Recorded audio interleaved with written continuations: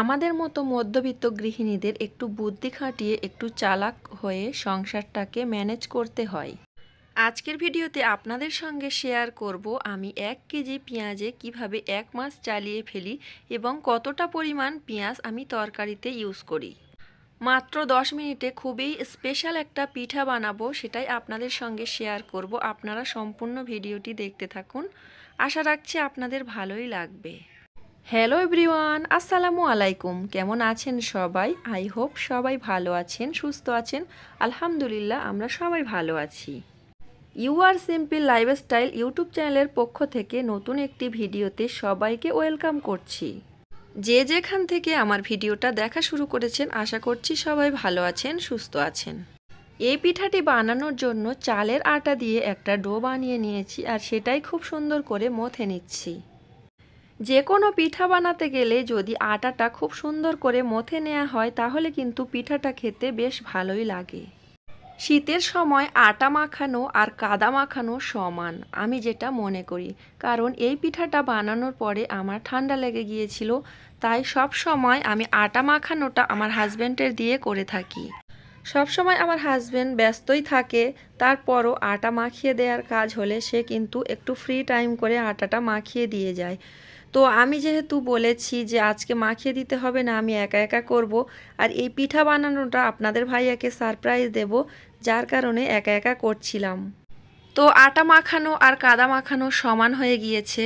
কাদা মাখালে যেমন ঠান্ডা লেগে যায়, তেমনি আটা মাখিয়েছি আর আমার ঠান্ডা লেগে গিয়েছে। গলার অবস্থা ভীষণ খারাপ।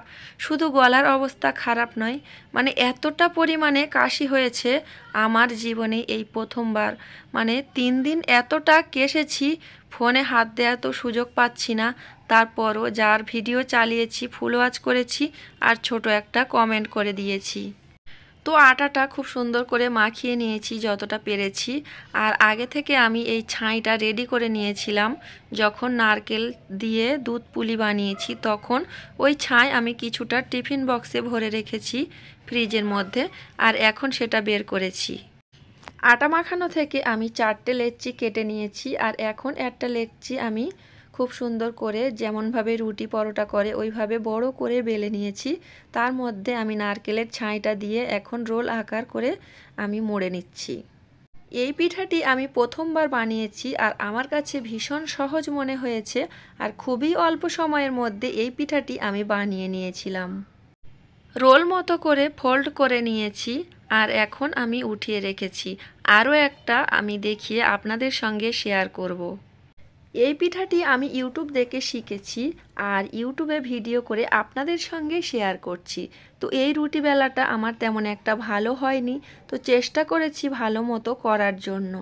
যেহেতু আমি বড় করে বেলে নিয়েছি তাই চারি সাইডে একটু ফেটে ফেটে গিয়েছে। তো আমার কাছে মনে হয়েছে গোল করার কোনো প্রয়োজন নেই। তো এভাবে করে আমি নারকেলের ছাইটা ছড়িয়ে দিয়েছি রুটির মধ্যে। এই পিঠাটি অনেক অল্প সময়ের মধ্যে বানানো যায় সেটা আমি জানতাম না। নারকেলের সিদ্ধ পুলি পিঠা যদি আপনারা খেতে চান তাহলে এভাবে করে চটজলদি করে বানিয়ে নিতে পারেন। তো এই মুখটা খুলে যাওয়ার ভয় আছে, তাই আমি একটু পানি দিয়ে সেট করে দিচ্ছি। শীতের সকালে এই পিঠাটি খেতে ভীষণ মজা লেগেছিল। যারা এই পিঠাটি বানিয়ে এখনো পর্যন্ত খাননি তারা একবার হলেও বানিয়ে দেখতে পারেন। তো এই পিঠাটি বানানোর জন্য আমি একটা রাইস কুকারের ঝাঁঝরি নিয়েছি, আর ঝাঁঝরির মধ্যে একটু রিফাইন তেল লাগিয়ে দিয়েছি। তারপরে আমি পিঠাগুলো একে একে দিয়ে দেব। নিচে একটা স্টিলের পাত্রের মধ্যে পানি দিয়েছি, পানিটা কিন্তু ফুটে উঠেছে। তো এই পর্যায়ে ঝাঁঝরিটা দিয়ে পিঠাগুলো আমি দিয়ে দেব। তো কয়েকটা আটা বেশি হয়েছিল, আমি পুলি পিঠা বানিয়ে নিয়েছি 2টা মতো। আমার কাছে মনে হয়েছিল যে অল্প একটু ছাই দিয়ে আরও একটা রোল করা যাবে না, যার কারণে আমি পুলি পিঠা 2টা বানিয়ে নিয়েছি। ঢাকনা দিয়ে ঢেকে অপেক্ষা করছিলাম যতক্ষণ না পর্যন্ত ওর মধ্য থেকে একটা সুন্দর ভাব আসে। তো যখন ভাব এসেছে তখন কিন্তু ক্যামেরা অন করা হয়নি। তো যাই হোক, ঠান্ডা হয়ে যাওয়ার পরে আমি ছুরি দিয়ে সুন্দর করে কেটে নিচ্ছি। আমাদের মতো মধ্যবিত্ত গৃহিণীদের একটু হিসাব করে বুদ্ধি খাটিয়ে চললে আমাদের সংসারটা কিন্তু সুখে শান্তিতে কাটাতে পারি। আগেরবারে পিঠা করার সময় আমি কিছুটা নারকেলের ছাই উঠিয়ে রেখেছিলাম, তো অন্য কোনো সময় একদিন পিঠা বানাবো আর সেটা আমাদের সকালের নাস্তা হয়ে যাবে। তো এইভাবে আমি আমার সংসারটাকে বুদ্ধি খাটিয়ে হিসাব করে চলার চেষ্টা করি। সংসার করতে গেলে যোগ্যতা এবং বুদ্ধির প্রয়োজন হয়। আমাদের হাজব্যান্ডরা যদি বেশি বেশি করে এনে দেয় বা মিডিয়াম এনে দেয়, যতটা পরিমাণ এনে দেয় তো আমাদের কিছুটা হলেও রেখে খাওয়া উচিত। তো সব একেবারে খেয়ে নেওয়া একদমই উচিত নয়। আমরা মধ্যবিত্ত ফ্যামিলির মানুষ, আমাদের পরিস্থিতি যেমন হয় আমরা মানিয়ে নেওয়ার চেষ্টা করি। অল্প খরচে সকালের নাস্তাটা আলহামদুলিল্লাহ অনেকটাই মজা করে এবং তৃপ্তি নিয়ে খেয়েছিলাম। আলহামদুলিল্লাহ আলহামদুলিল্লাহ, সকাল সকাল উঠে এই রকম ভাপা পিঠা পেয়েছি, এটাই আমাদের কাছে অনেক। আমরা যেমন থাকি না কেন মহান আল্লাহ তাআলার কাছে সব সময় শুকরিয়া আদায় করতে হবে, শুকর আলহামদুলিল্লাহ বলতে হবে। ভিডিওর শুরুতে আপনাদেরকে বলেছিলাম 1 কেজি পেঁয়াজ আমি কিভাবে 1 মাস চালাই সেটাই শেয়ার করব। পেঁয়াজের দাম কম হোক বা বেশি হোক, আমরা যদি একটু হিসাব করে চলি তাহলে কিন্তু আমাদের পরিস্থিতি কখনো খারাপ হয় না। আপনাদের ভাইয়া যখন ছোট ছোট পেঁয়াজ আনে তখন কিন্তু আমি একটা করে তরকারিতে দিই, যখন কিন্তু বড় বড় পেঁয়াজ আনে তখন আমি একটা পেঁয়াজ 4টে ভাগ করে 4টে তরকারিতে দিয়ে থাকি। যখন আমি ভুনা তরকারি করি বা মাংস কষা, মাংস ভুনা, ডিম ভুনা করি তখন কিন্তু পেঁয়াজের পরিমাণটা একটু বেশি লাগে। না হলে কিন্তু শাকসবজি যখন রান্না করি তখন কিন্তু আমি বড় পেঁয়াজের অর্ধেকের অর্ধেকটা তরকারিতে দিয়ে থাকি। কথায় আছে না, যেমন গুড় দেবেন তেমন মিষ্টি হবে।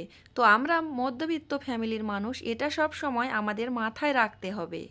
পেঁয়াজ আছে বলে বেশি করে তরকারিতে দিয়ে দেব, তারপরে কম পড়ে যাবে, তো সেটা আমি কখনোই চাই না। আমি সব সময় চাই মধ্যবিত্ত হয়ে থাকতে। কখনো আমি চাই না যে উচ্চবিত্ত হই, আবার কখনো চাই না যে গরিব নিম্নবিত্ত হয়ে থাকি। আমি আমার জীবনটাকে সব সময় একই রকমভাবে চালাতে খুব পছন্দ করি। বাজার থেকে রুই মাছ এনেছিল প্রায় অনেক দিন আগে, তো কবে এনেছে ভুলে গিয়েছি। ফ্রিজের মধ্যে ছিল, এখন বের করে নিয়েছি আর মাছটা ভেজে নিয়েছি। লাউ শাক আমি ফ্রিজের মধ্যে রেখে দিয়েছিলাম, ওই লাউ শাক দিয়ে মাছ দিয়ে আজকে রান্না করব। প্রথমে কড়াতে তেল দিয়ে আমি মাছটা ভেজে নিয়েছি আর ওই তেলের মধ্যে তরকারিটা রান্না করে নিচ্ছি। লাউ শাক আলু দিয়ে মাছ দিয়ে রান্না করেছিলাম, খেতে ভীষণ মজা লেগেছিল।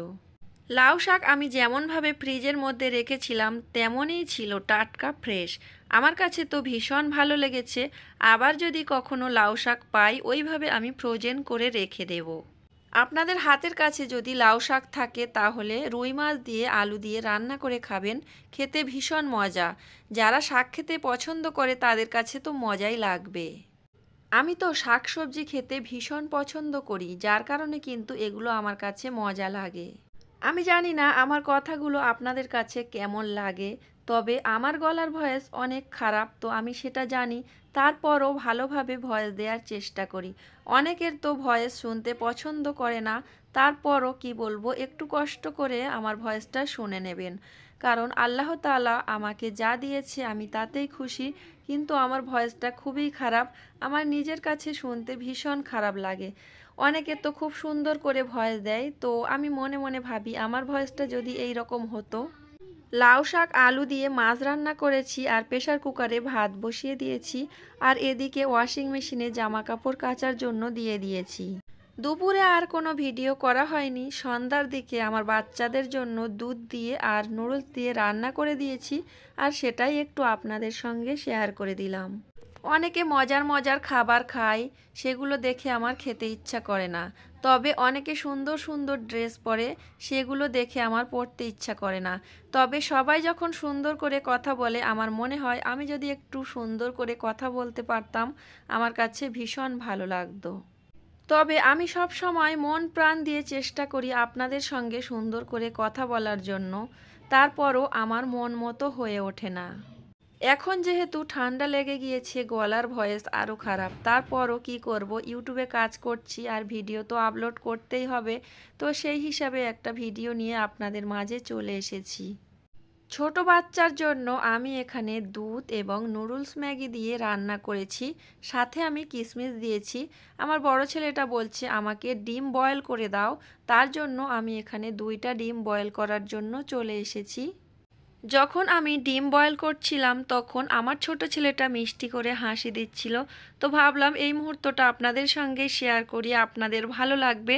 তো ক্যামেরাটা একটু ঘুরে গিয়েছে, তো কি আর করার। তো আমার কাছে ভালো লাগছিল তাই আপনাদের মাঝে শেয়ার করে দিলাম। যারা এতক্ষণ আমার ভিডিওটি ধৈর্য ধরে দেখছেন, লাইক করেননি, যদি ভিডিওর কোনো অংশে একটু ভালো লাগে তাহলে ভিডিওটিতে একটি লাইক দিয়ে দেবেন। বরাবরের মতো সবার সুস্বাস্থ্য কামনা করে আজকের ভিডিওটা এখানে শেষ করছি। সবাই ভালো থাকবেন, সুস্থ থাকবেন। আল্লাহ হাফেজ। আসসালামু আলাইকুম।